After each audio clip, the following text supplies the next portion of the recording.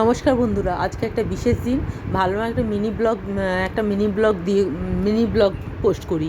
তো mini blog ভাবতে ভাবতে এটা ব্লগটা একটু বড়ই হয়ে গেছে, প্লিজ পুরোটা দেখার অনুরোধ রইল। তো আজকে একটা বিশেষ দিন, কথাটা বলার কারণ হচ্ছে আজকে আমার জন্মদিন। তো জন্মদিনটা আমি কিভাবে কাটালাম সেটাই আপনাদের আমি তুলে ধরবো। তো জন্মদিনে সকালবেলা একটু সাজুগুজু করে নিয়েছি, লাঞ্চ করতে গেছিলাম মিনি হাটে। এটা হচ্ছে চাইনিজ রেস্টুরেন্ট, খুবই ভালো, মানে সত্যি কথা আমি কোনো দিন এর আগে খাইনি, একবার খেয়েছি, সেকেন্ড টাইম। কিন্তু এটা আমি জানতাম না। তো খাবার দাবার ভীষণ ভালো, আর বাড়ির কাছে। তো আমি গেছিলাম, তো সেখানে আমি আমার বন্ধুদের সাথে সারাটা সকালটা কাটালাম। তো টুকটাক গিফট, এগুলো আমার গিফট, আমার জন্য ফুল এনেছে, চকলেট এনেছে, ব্যাঙ্গেল এনেছে। তো বন্ধুরা মিলে একটুখানি সময় কাটালাম, বন্ধুরা মিলে সবাই মিলে এনজয় করলাম, গল্প করলাম, অনেক দিন পর দেখা সাক্ষাৎ হলো বন্ধুদের সাথে। তাদের সাথে একটু গল্প গুজব করলাম, হাসি মজা করলাম। আমার জন্য একটা ছোট্ট কেক নিয়েছে, সারপ্রাইজটা পুরো ওরাই আমাকে দিয়েছে। তো আমার জন্য একটা কেক নিয়ে এসেছে। তো খুব সুন্দর একটা ম্যাঙ্গো ফ্লেভারের কেক নিয়ে এসেছে, খুবই সুন্দর ছিল কেকটা, খুব সুন্দর ছিল। আর কেকটা না দেখতে খুব কিউট ছিল, আর সঙ্গে ছিল আমার নাম লেখা ছিল, আরও বেশি ভালো লাগছিলো কেকটা আমার এনেছে আমার এক মেয়ের মতো বন্ধু, সে নিয়ে এসেছে। তো আমি এরকম কেক কাটছি।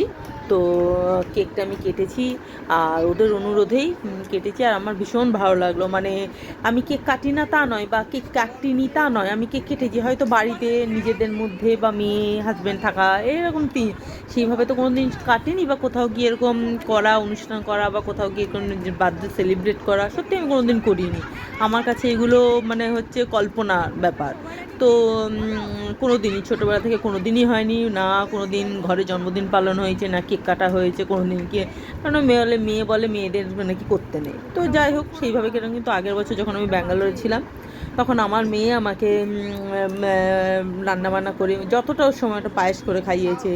তারপর তোমার যতটা সময় রান্নাবান্না, আমার ভাত তরকারি পারিনি, কিন্তু ভাজাভুজি এগুলো মেয়ে আমাকে করে খাইয়েছে। তো আমার আগের বছর জন্মদিনটা খুব ভালো কেটেছে, এই বছর জন্মদিনটা আমার খুব ভালো কাটলো। আমি কোনোদিনও ভাবিনি যে আমার জন্মদিনে আমার মেয়ে আমাকে পায়েস করে খাওয়াবে, ভাজাভুজি করে খাওয়াবে। আর এটাও কোনোদিন ভাবিনি যে আমার জন্মদিনে আমার বন্ধুরা আমাকে এইভাবে একটা ট্রিট দেবে, বা একটা এরকম বাইরে কোনো একটা রেস্টুরেন্টে গিয়ে এরকম একটা পরিবেশে গিয়ে, এখানে গিয়ে কেক কাটা হবে, আনন্দ হবে, গল্প হবে, খাওয়া দাওয়া হবে। আমার এগুলো ভাবনার অতীত, কেন এগুলো আমার জন্য নয়, আমার মনে হয় এগুলো আমার জন্য নয়। যাই হোক, দিনটা খুব সুন্দর কাটিয়েছি।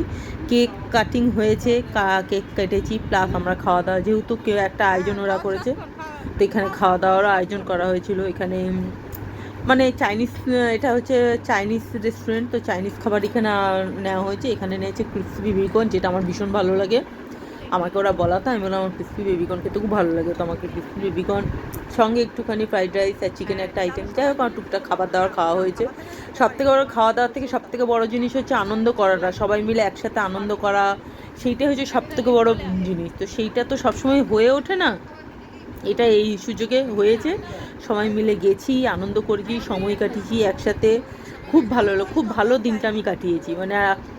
আমি যে এত ভালো দিন কাটিয়েছি, বা আমার জীবনে এরকম ভালো দিন আসতে পারে, সত্যি আমি কোনো দিন ভাবতে পারিনি, কোনো দিনই জীবনে ভাবিনি যে আমার জীবনে এরকম কোনো দিন আসতে পারে, যেটা আমার স্পেশাল ডে। কেন বার্থডে সবার কাছে স্পেশাল, সেই দিন আসতে পারে। তো সবাই আমাকে আশীর্বাদ করুন, আমি যেন ভালো থাকি, সুস্থ, এবং সবাইকে যেন ভালো রাখতে পারি। সবাই ভালো থাকবেন, সুস্থ থাকবেন, টাটা।